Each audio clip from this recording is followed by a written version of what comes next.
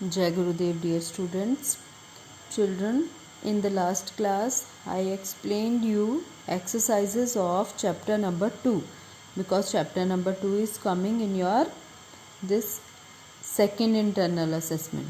Okay, and today we will study about the exercises of chapter number 4, fiber to fabric, because many of the students they were asking about the exercises because they are having old books. Okay, and some of the newcomers also come in your class. So let's start these exercises, and after finishing the exercises then I'll send you again question answers of chapter number 4 also. If you have not written, you can write down, and new students also should note down chapter number 4. So let's start with the chapter number 4. This is fiber to fabric. And children, in this chapter we had studied about different kind of fibers. Means like cotton, we had studied about the cotton, and coir, flax, okay, and jute. About these you have studied in this. These are the plant fibers. And now next you had studied about the animal fibers also, like wool and silk, and little bit it is given about the synthetic fibers. Mainly synthetic fibers you will study in the class 7th. Okay, so let's start first this exercise which is given in your in between the chapter. Means this exercise is related to the plant fibers. So let's see, fill in the blanks. First is dash is used to make fabric.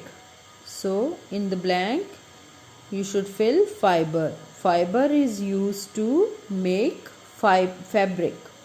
Second is, after harvesting, cotton is sent for dash to get the seeds removed.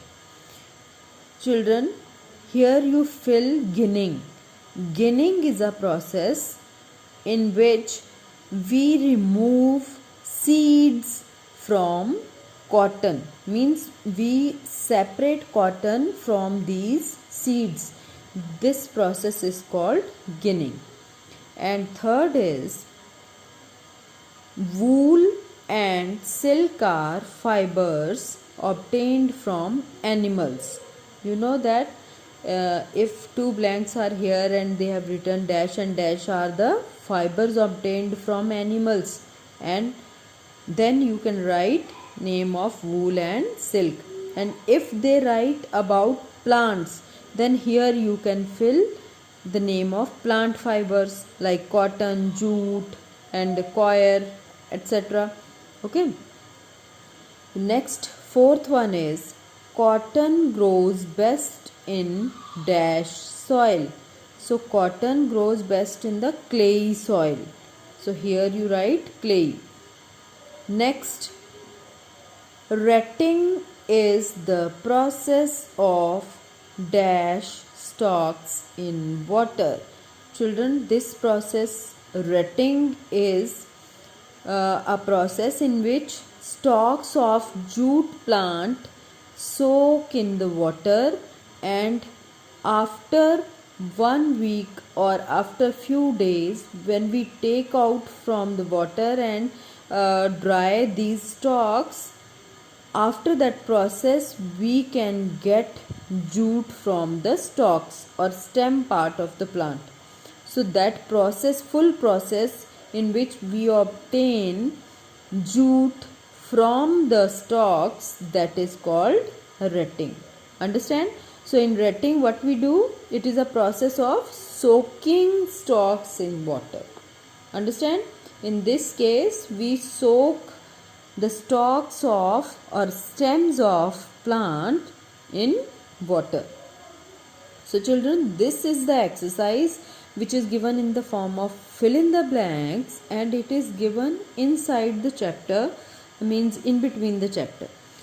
So let's come on the next one. Next is write true, T for true and F for false, means true or false. Here they have given same yarn can always be used to produce different fabrics. No, it is false. Means if we want to make different kind of fabric or different kind of cloths, then we use different kind of fibers or different kind of yarns. Okay, and the process of removing seeds from cotton is called ginning. Yes, just now we have studied in the form of true, this fill in the blanks. This is a true. Indian charkha is the tool for spinning. Yes, children, charkha is a tool which was used in the olden days, or in old times. People used to spin that fibers, or people used to make yarn with the help of this spinning instrument which is called charkha, and this is true. So next is fourth, jute fiber is the outer covering of jute fruits. No children, it is false, because this jute fiber is not the outer covering of jute fruit. Jute fiber we obtain from stalk of jute plant. So next, fifth one is breeding of silkworms is called sericulture. Yes, that silkworm we get, means silk we get from these silkworm by sericulture. This technique, or we can say sericulture, is a branch of science which deals with the production of silk from silkworms. Okay children, so these two are the exercises which they have given in between the chapter. So after this, in the second video, I'll show you that I'll explain you the exercise which is given at the back of this chapter.